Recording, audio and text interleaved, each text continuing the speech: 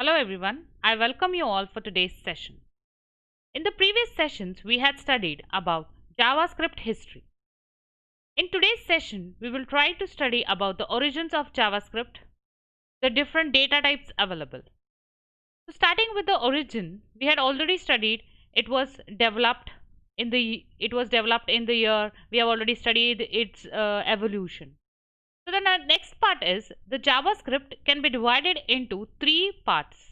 The first one is the core, second is the client side, and third is the server side. The core is nothing but it is a heart of the language. This includes operators, expressions, statements, and subprograms. The client side is nothing but a collection of objects that support the control of a browser and interactions with users. For example, when we write a JavaScript, an XHTML document can be made responsible to user inputs such as mouse clicks and keyboard use. The third is the server side. It is a collection of objects that make the language useful on a web server. For example, to support communication with a database management system. Client side JavaScript is an XHTML embedded scripting language. We refer to every collection of JavaScript code as a script. An XHTML document can include any number of embedded scripts. The next part is we are trying to understand what is a JavaScript. It was designed so that we can add interactivity to HTML pages. It is a scripting language. It is a kind of scripting language which is lightweight programming language. And it is going to be usually embedded into the HTML pages. It is an interpreted language. This means scripts are going to be executed without any previous compilation. As you all know, in different other programming languages, first we need to compile the program and then we have to execute it. But JavaScript is an interpreted language. We need not compile the programs prior. The next very important topic to study is the data types. So we have different data types available in JavaScript. First, let us try and understand what are the primitive data types. It has several kinds of primitive data types such as number, string, boolean, undefined, and null. JavaScript also includes some predefined objects that are going to be related to number, string, and boolean types. These are named as number, string, and boolean. There are also something called as wrapper objects in which every property that stores a value of the corresponding primitive type. The purpose of the wrapper object is to provide properties and methods that are going to be convenient for use with the values of the primitive types. So under the primitive types, the first one we are going to study is the numeric literals. All numeric literals are values of type number. The numeric values of JavaScript are going to be represented internally in double precision floating form. Numeric values in JavaScript are called numbers because of single numeric data type. Literal numbers in a script can have forms of either integers or floating point values. Integer literals are going to be string of digits. Floating point literals can have decimal points or exponents, or they may have both. In this slide, they have depicted few of the legal numeric literals, such as the first one is 72, that's valid. Even 7.2, that is also going to be valid. 0.72 valid. We also have exponents.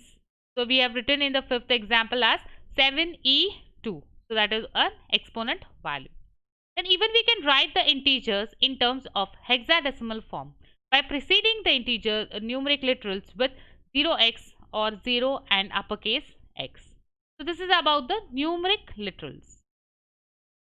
The next topic we are going to study is the string literals.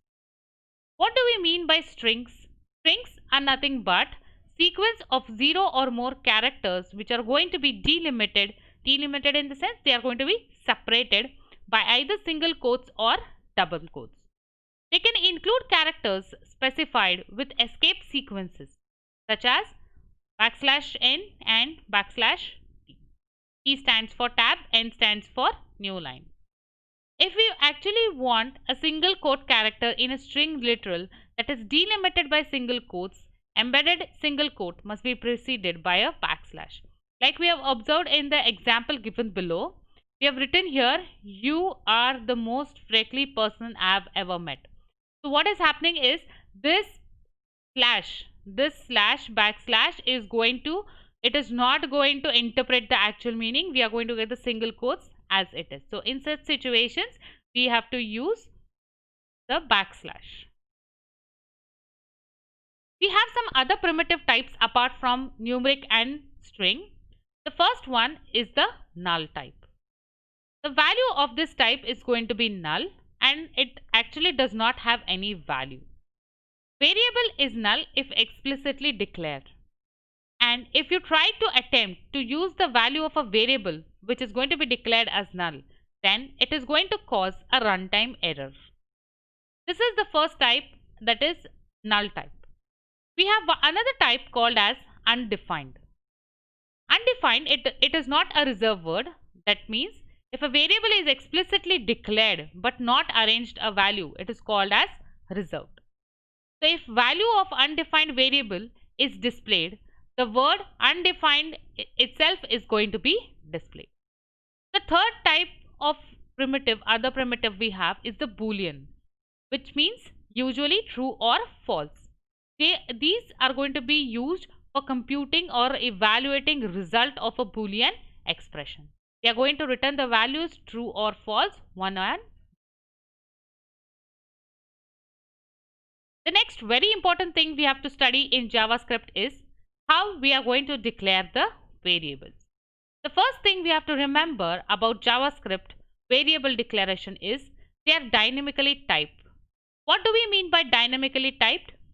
Dynamically typed means, like in other programming languages, we need not declare the data type of the variable. Directly we can use the variable. Depending on the value assigned to the variable, the compiler is going to understand the data type of the variable. That is why we say in JavaScript variables are dynamically typed. A variable can have the value of any primitive. We have studied different primitives such as numeric literals, we have studied string literals. Alright, so all these primitive types can be assigned as values to variables.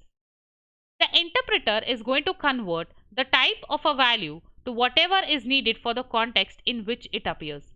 That is why it is called as dynamically typed. In the slide, we can see several examples given for variable. In a single line, we have declared multiple variables like variable counter, that is the first variable. Now what do we observe in variable counter is it has not been assigned a value, it is just declared. That is also fine. After counter, we have declared one more variable which says pi is equal to 3.142. So value of pi we have assigned to the variable pi. We have declared another variable top underscore flag is equal to true. So this is going to be of the type Boolean because Boolean has two possible values, true and false. The pi is equal to 3.142. It is going to be numeric literal, or it is of the primitive type number.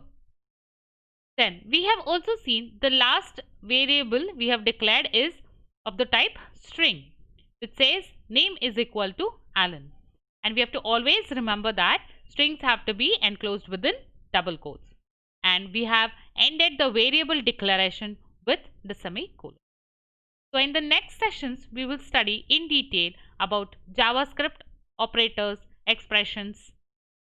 Thank you, students.